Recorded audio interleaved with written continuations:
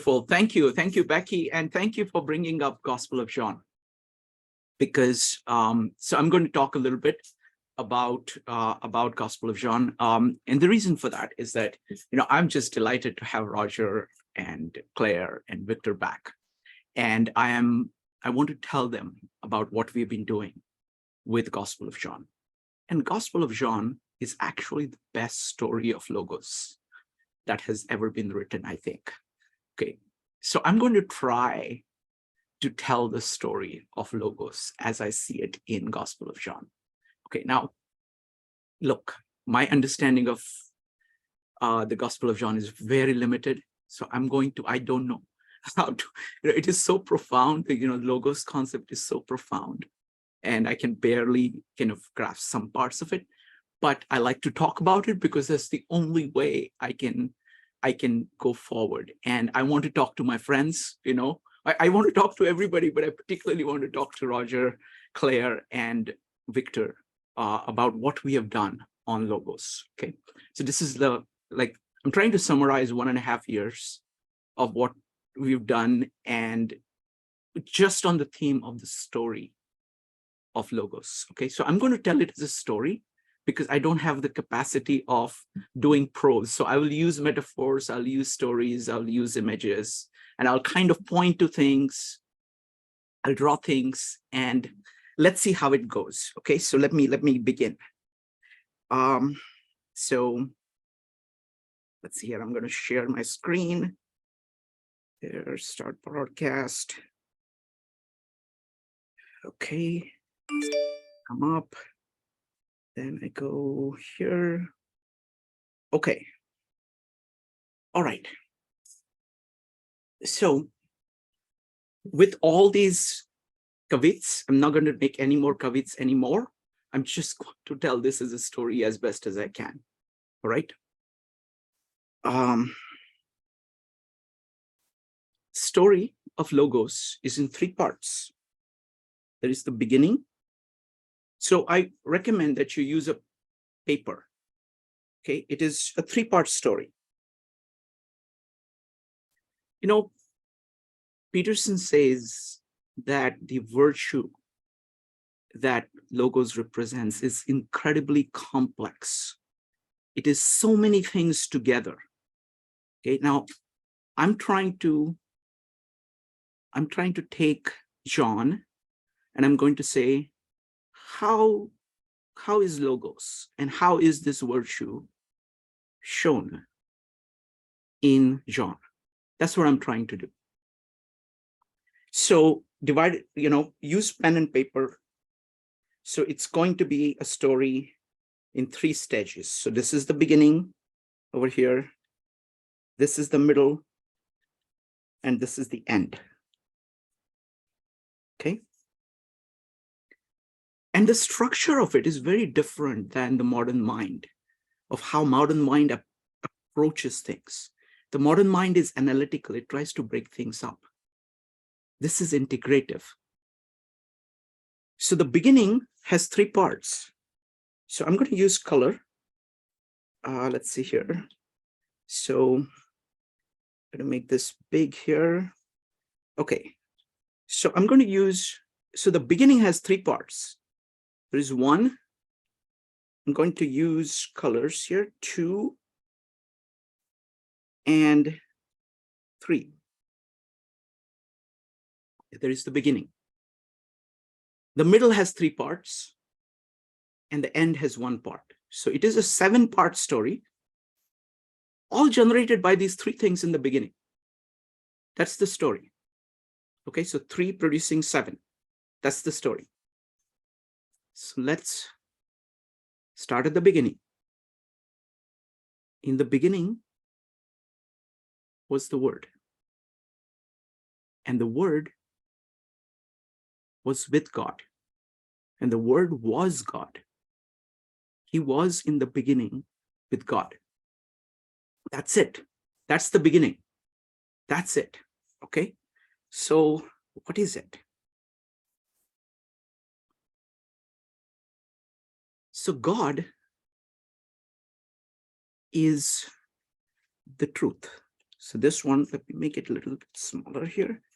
Give me just a second. I'm going to use this color. I'm going to use the color of truth here. So this is truth.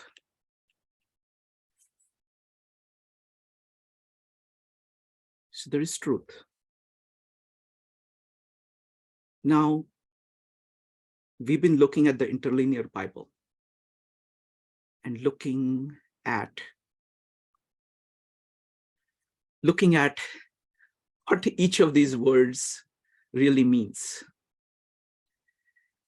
So I want to highlight the word with.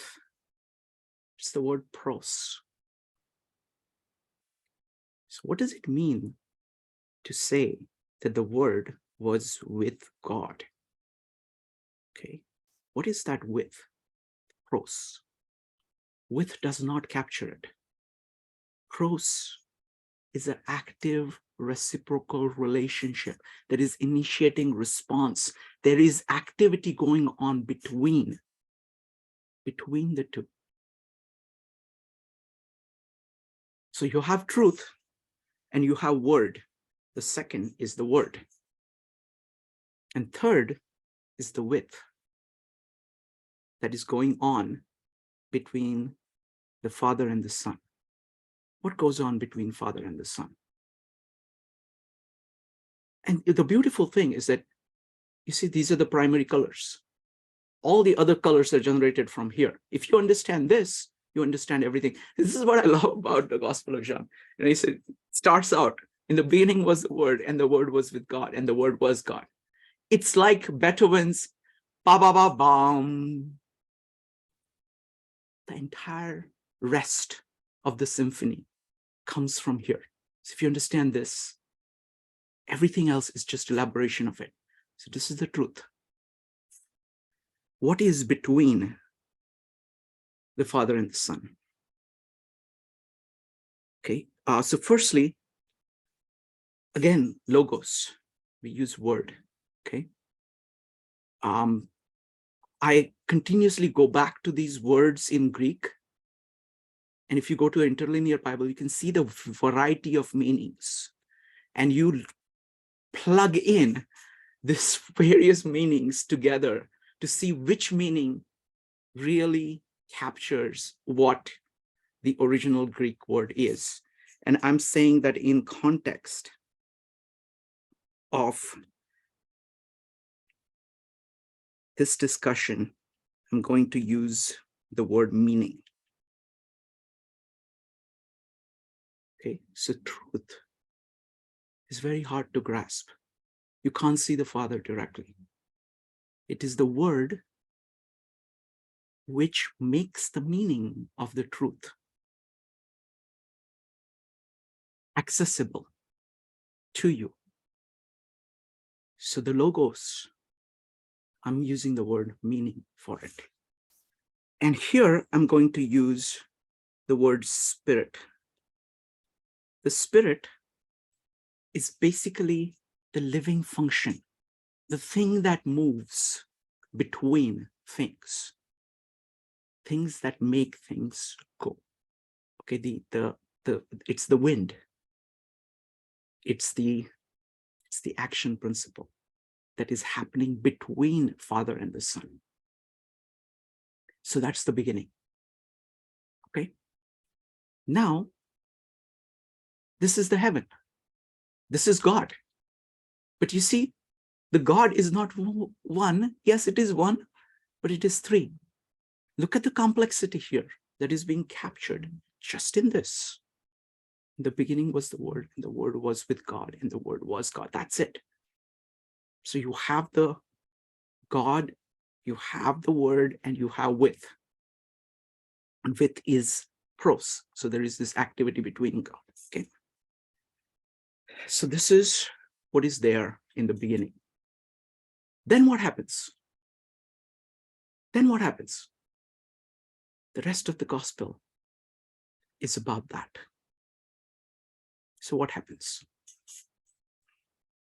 So I have to use the right color here.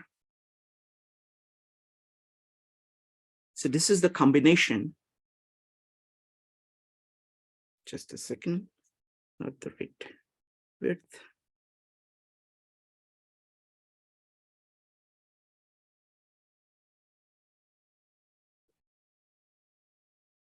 This is word becoming flesh, but more than that. It is a word coming and living on earth. This mid stage is earth. This is what is happening on earth. So the word has come to live, and living is the spirit of action through. So the word is acting on, in the world. The entire action, entire life of Jesus is that. So if I have to name it, I will call it the gospel. This is the good news.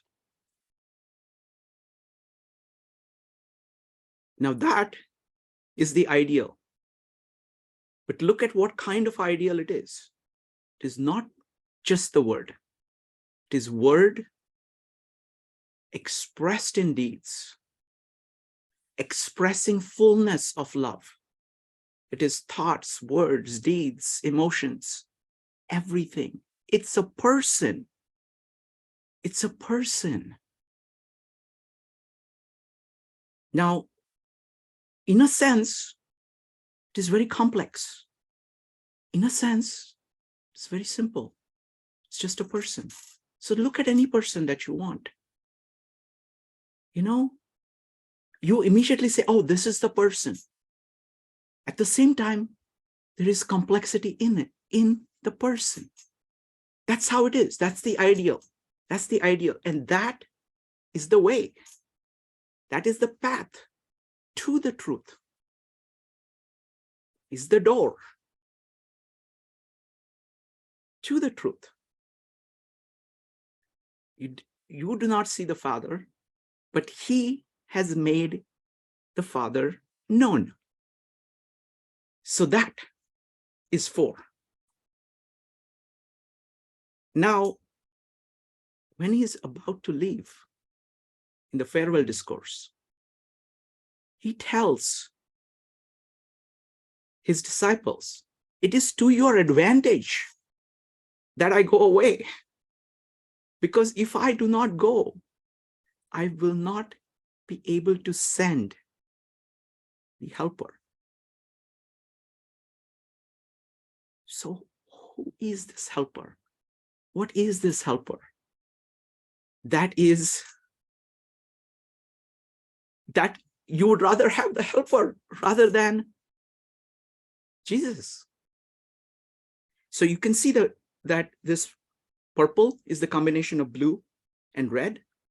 So it is word, the meaning expressed in fully in action. And of course, the culminating action there is the crucifixion. Okay, and we'll come to that. But then now there is the 5. We have to give it the right color and the right size.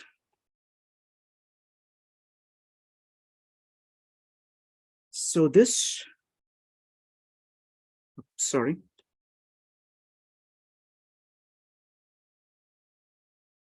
This is 5. And what is this? Going back to writing mode.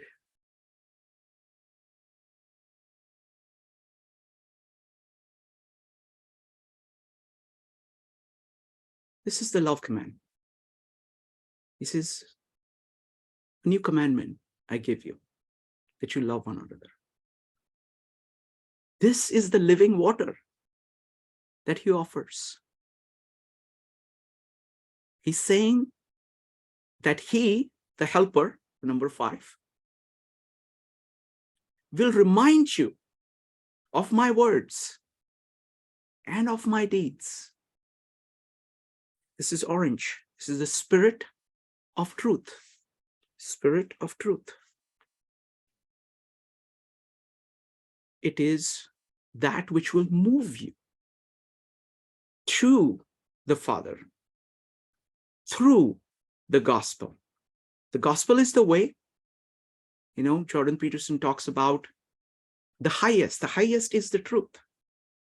You have to orient yourself. How are you going to orient yourself?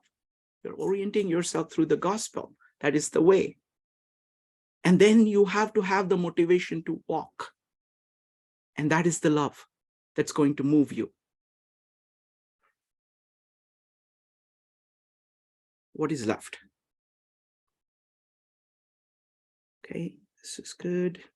Let me go ahead and go to the next one. And that's number 6. All things were made through him. These are things. We are things. We are one of the 10,000 things that Tao Te Ching talks about. All things were made through him. So I will just call it things.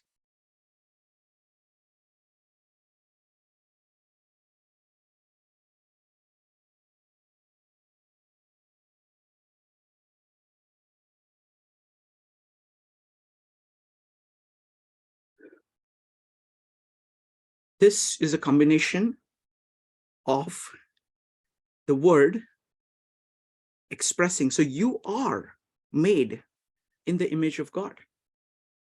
You are made through the word. That's what you are. You are the fruit of the vine.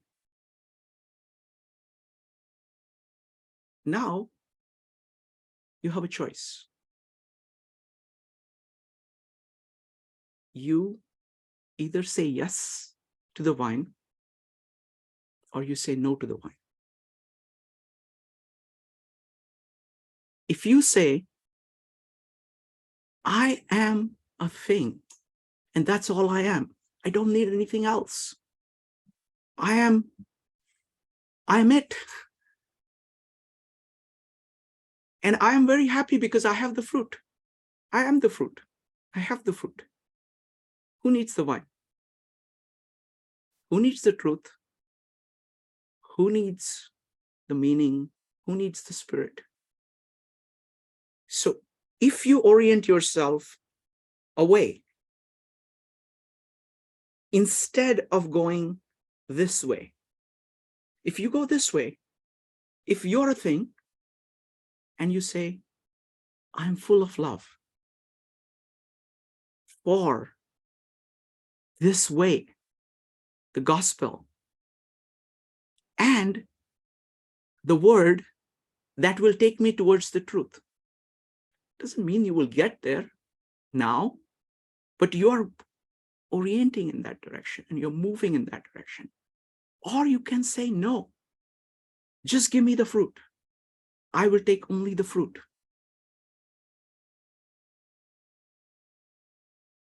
Then you're saying only 6 exists. 1, 2, 3 do not exist. There is no God. You do not need love. And what is gospel anyway? All you have is 6. So you're, instead of saying 1, 2, 3, being focused on 1, 2, 3, you're focused on 6, 6, 6. You're saying that you are God.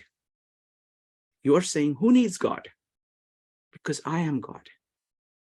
That is exactly what Satan did. That is exactly what Adam did. He says, here is the fruit, looks good to eat. I will not understand the tree that is producing this fruit. I will not look at the true vine. I will just take the fruit.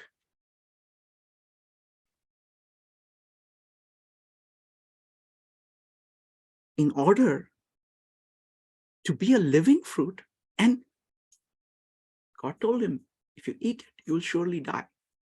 What does that mean?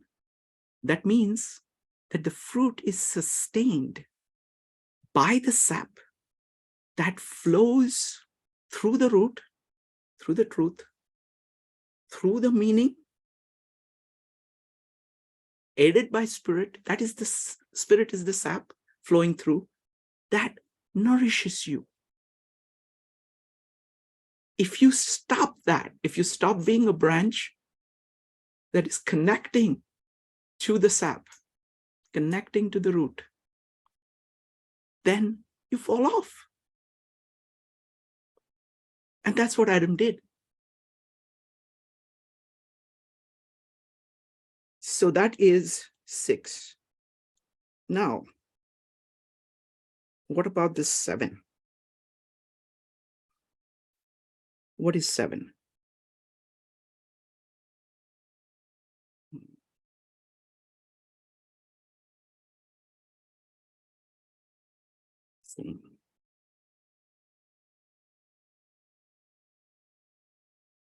Let me change the size here, the right size.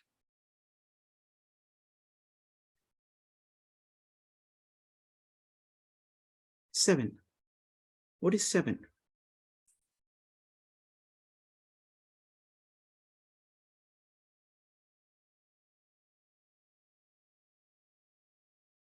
Seven is heaven on earth.